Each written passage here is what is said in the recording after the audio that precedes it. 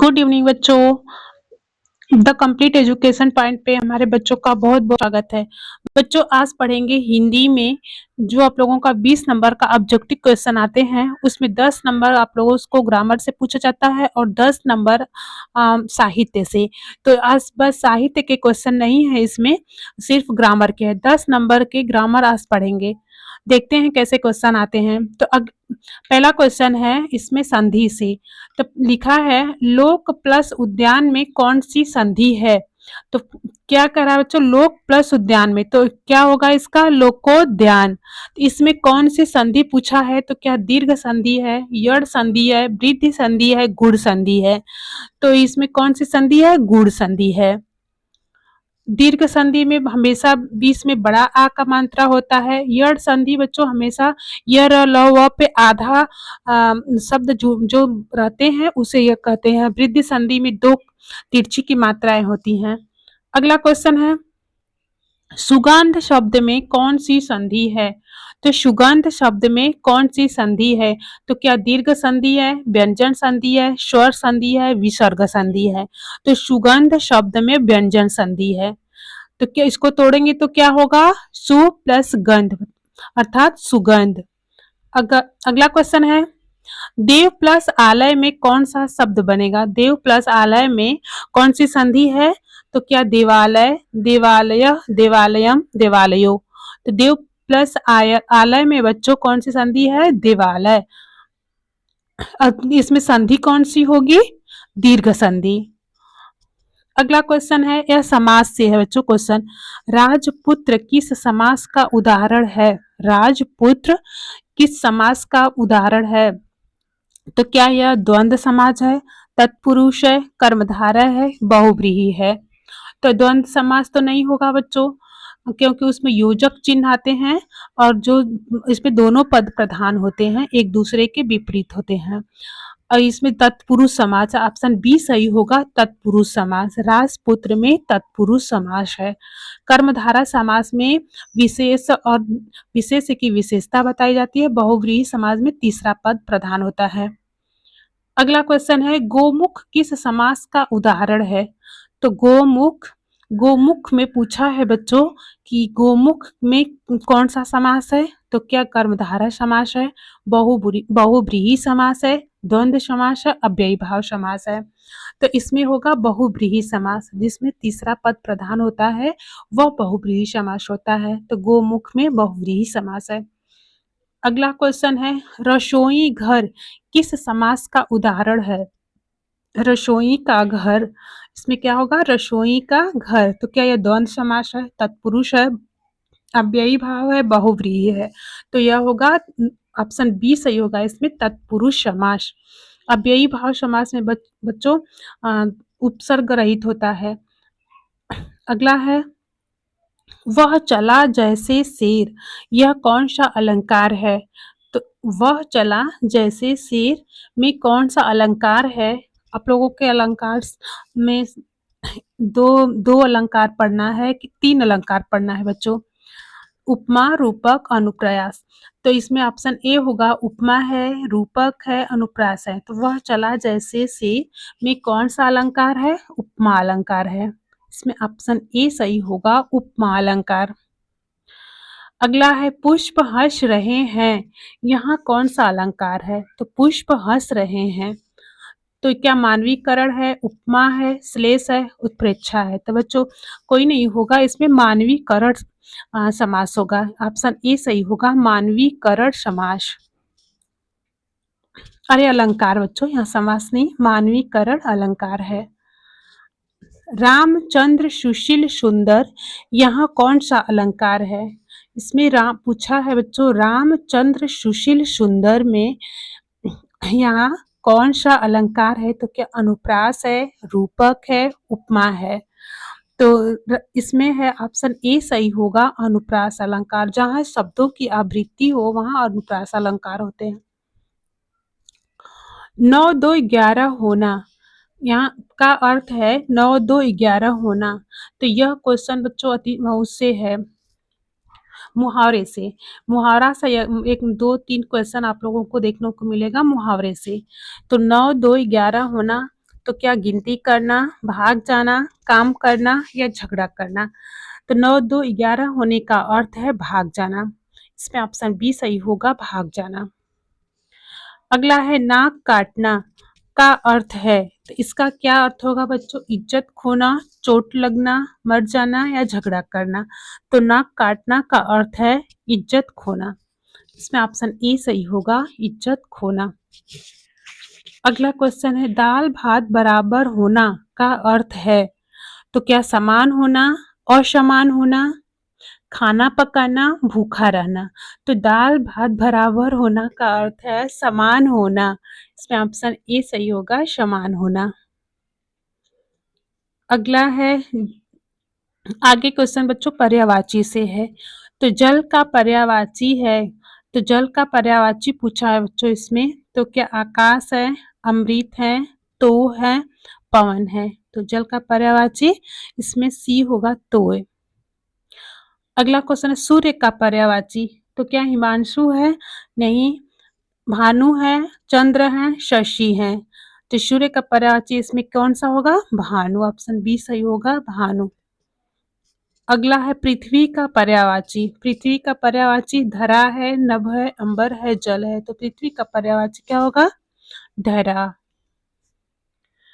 अंधकार का विलोम, इसमें बच्चों बताना है अंधकार का विलोम क्या होगा? दिन होगा, रात होगा, प्रकाश होगा, चांद होगा। तो क्या होगा? ऑप्शन सी सही होगा, प्रकाश। अंधकार का प्रकाश। सफलता का विलोम है असफलता, प्रगति, जीत, लाभ। इसमें होगा ऑप्शन ए सही होगा, असफलता। अगला है सुंदर का विलोम कुरूप, शुद्ध, निर्मल, काला। तो सुंदर का कुरूप हो जाएगा। अगला है मैं स्कूल जाता हूँ, यह वाक्य है, तो इसमें मैं स्कूल जाता हूँ यह कैसा वाक्य है? तो क्या शुद्ध वाक्य है या अशुद्ध है या पूर्ण है या मिश्रित है? तो क्या है? यह एक शुद्ध वाक्य है। मैं स्कूल जाता हूँ यह शुद्ध वाक्य है। वह किताब पढ़ता है, इसमें गलती है? तो पढ़ता में गलती है या है किताब व, तो कहाँ पे इसमें गलती है बच्चों? मैं इस किताब पढ़ता हूँ, इसमें है यहाँ ऑप्शन बी सही होगा। अगला क्वेश्चन है कल शब्द, कल जो है इसमें जो शब्द दिया है कल शब्द किस प्रकार का अव्यय है? तो इसमें यह प्रश्न बच्चों अव्यय से है। तो क्या संबंध सूचक है, काल सूचक है, स्थान सूचक है या नकारात्मक है? तो जो एक कल शब्द है यह काल सूचक है। इसमें ऑप्शन बी सही होगा, काल सूचक। मैं खेलूंगा यह कौन सा काल है? मैं खेलूंगा में बच्चों यह काल से क्वेश्चन है, तो वर्तमान काल, भूतकाल, भविष्य काल, अपूर्ण काल। तो मैं खेलूंगा में भविष्य काल होगा। काल कितने प्रकार के होते हैं? 3 प्रकार के, वर्तमान काल, भूतकाल, भविष्य काल। राम ने फल खाया यह कौन सा वाक्य है? वाच्य से प्रश्न है यह बच्चों, यहाँ पे प्रिंटिंग में मिस्टेक हो गया है, वाक्य लिखा है लेकिन वाच्य होगा। राम ने फल खाया यह कौन सा वाच्य है? तो क्या कर्मवाच्य है, कर्तृवाच्य है, भाववाच्य है, उपवाच्य है? तो सीधा सीधा है बच्चों, इसमें कर्ता की प्रधानता हो रही है, तो इसमें यह क्या होगा? कर्तृवाच्य।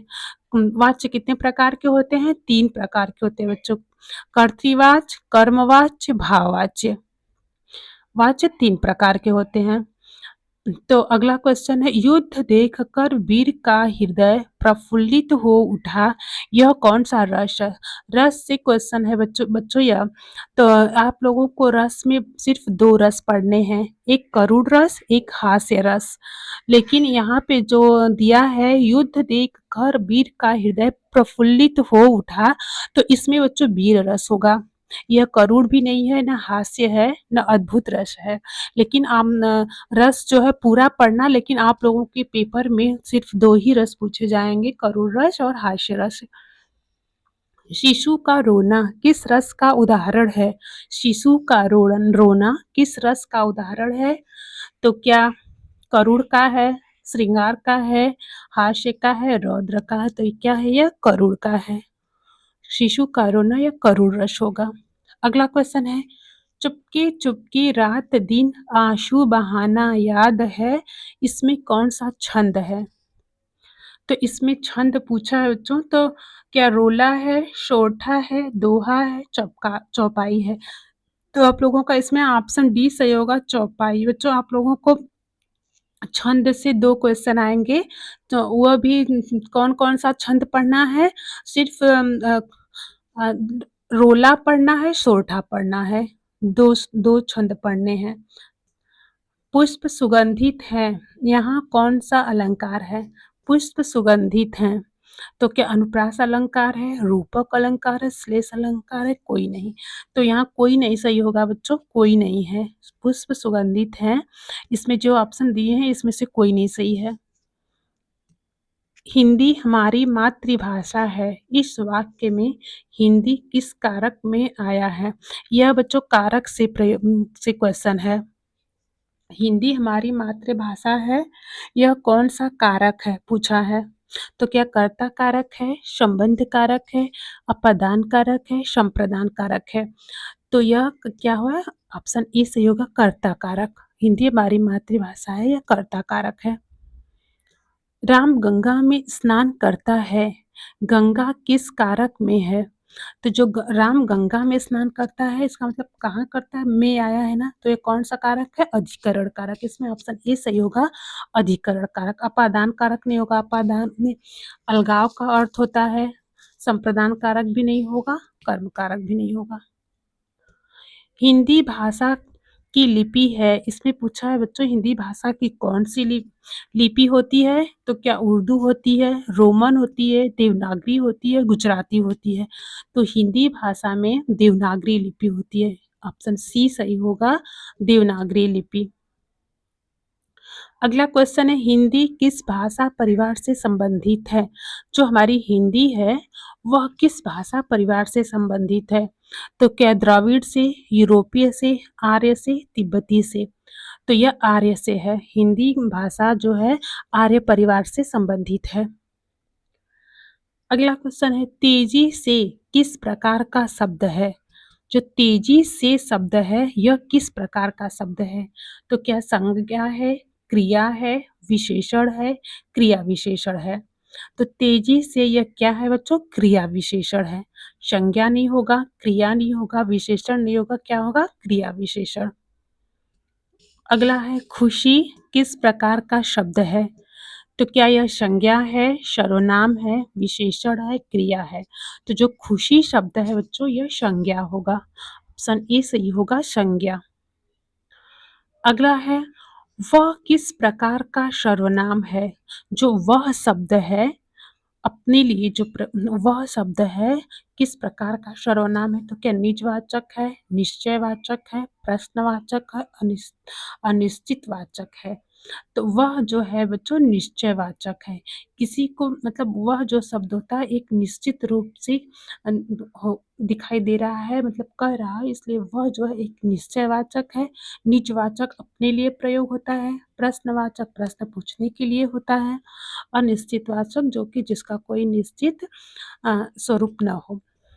अगला है, कितनी सुंदर तस्वीर है, यह वाक्य है। कितनी सुंदर तस्वीर है, इसमें कौन सा चिन्ह लगा है बच्चों? विस्मयादि बोधक। तो यह तो देखते ही पहचान जाएंगे कि यह कौन सा वाक्य है, विस्मयादि बोधक वाक्य। विधान वाक्य नहीं होगा, प्रश्नवाचक वाक्य नहीं होगा, नकारात्मक वाक्य नहीं होगा, क्या होगा? विस्मयादि बोधक। यह कितनी सुंदर तस्वीर है। अगला क्वेश्चन है, तुम कब आओगे, यह वाक्य है। तो क्या विधान है, प्रश्नवाचक है, नकारात्मक है, विस्मयादिबोधक है? तो तुम कब आओगे यह क्या है? प्रश्नवाचक वाक्य है। अगला, आओ बच्चों तुम्हें दिखाएं, यहाँ कौन सा भाव है?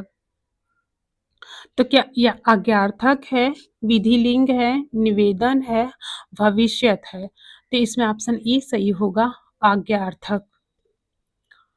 अगला है, पढ़ते रहो, यहाँ पढ़ते रहो में क्या पूछा है? यहाँ कौन सा वाच्य है? जो शब्द दिया है बच्चों पढ़ते रहो में कौन सा वाच्य है?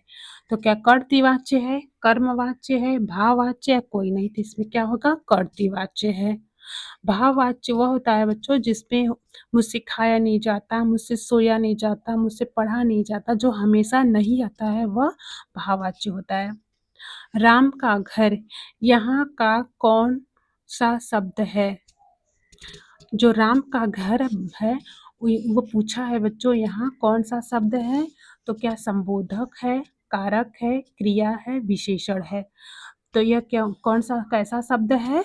संबंध बोधक है। ऑप्शन ए सही होगा इसमें, संबंध बोधक।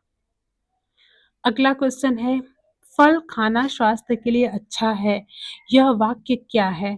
तो क्या साधारण वाक्य है, मिश्र वाक्य है, संयुक्त वाक्य है, जटिल वाक्य है? तो फल खाना स्वास्थ्य के लिए अच्छा है, यह एक जटिल वाक्य है। इसमें ऑप्शन डी सही होगा, जटिल वाक्य। तो यह हमारा लास्ट क्वेश्चन था बच्चों। 40 क्वेश्चन थे आज के ग्रामर में। अब कल फिर मिलेंगे शाम 6 बजे एक नई क्लास के साथ। तब तक के लिए धन्यवाद।